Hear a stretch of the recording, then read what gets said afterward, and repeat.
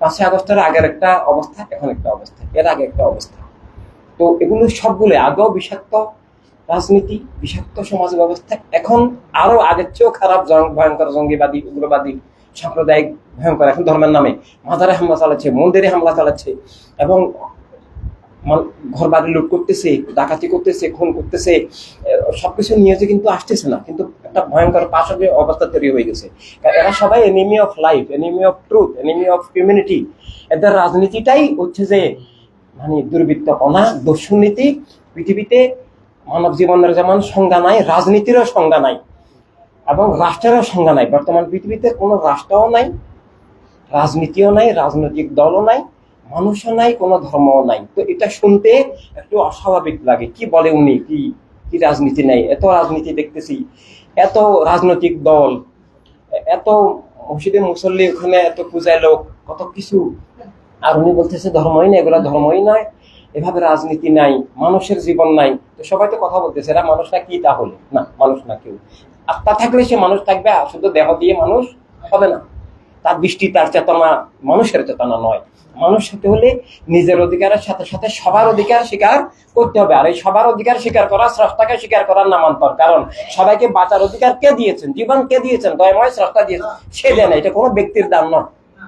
এভাবে স্রষ্টাই স্বয়ং জীবন, জীবনের অধিকার, আলো বাতাস মাটি পানি কে সৃষ্টি করেছে? অক্সিজেন কে সৃষ্টি করেছে? দুনিয়াতে একটা শিশু আসার আগেই তো স্রষ্টা তার জীবনের উপকরণ, আলো বাতাস মাটি পানি, তার খাবার সৃষ্টি করে রেখেছেন।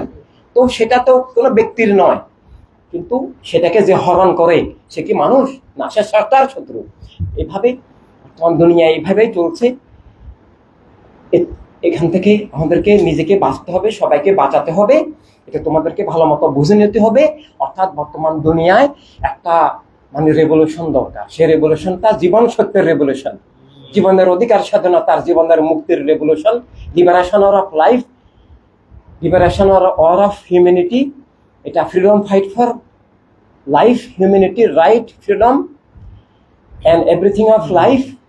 এটা দুনিয়ার সব মানুষকে নিয়ে, মানবিক মানুষকে নিয়ে, যিনি সত্যকে ভালোবাসেন, মানবতাকে ভালোবাসেন, খুন জুলুম অন্যায় অবিচারকে ঘৃণা করেন, যিনি স্রষ্টার নামে জীবনে বিশ্বাস করবেন, জীবনের সত্য উপলব্ধি করবেন, সেই মানবিক মানুষগুলোকে নিয়ে, যিনি যে কোনো ধর্মের হতে পারেন, তাকেও তার ধর্ম খুঁজে নিতে হবে। আমরা মুসলমানদেরকেও এখন আসল ইসলাম খুঁজে নিতে সাহায্য করছি।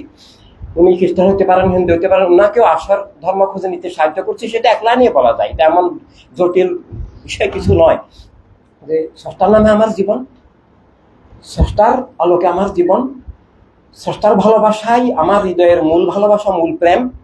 সেই প্রেমে আমি আমার সবাইকে ভালোবাসবো, আমার পিতা মাতা, ভাই বোন, স্বামী স্ত্রী, সন্তান, আমার নিজের ধর্মের মানুষ, অন্য ধর্মের মানুষ, মানুষ হিসাবে ধর্মীয় ভালোবাসা, মানবিক ভালোবাসা। কারণ সবাইকে তো স্রষ্টাই সৃষ্টি করেছেন। এমনকি আমি সৃষ্টির সবাইকে ভালোবাসবো, সবার কল্যাণ সাধনা করব, সবাইকে উদ্ধার করব, মিথ্যা থেকে আত্মাকে রক্ষা করব, খুন জুলুম অবিচার সন্ত্রাস শরীর দস্যুতা এক গোষ্ঠীর রাজনীতি রাষ্ট্র থেকে সবার জীবন অধিকার স্বাধীনতা, সবার ধর্মকে আমি রক্ষা করব। কারণ মন্দিরে হামলা হলেও আমি বাঁচাতে যাবো মন্দির রক্ষা, কারো গির্জায় হামলা হলেও বাঁচাতে যাবো, মাজারে হামলা হলেও কিংবা মসজিদে হামলা হলেও, বা আমরা সবাইকে রক্ষা করব। আমরা সব মানুষের প্রতিনিধি হিসাবে, মানবতা রক্ষক হিসেবে আমরা কাজ করব।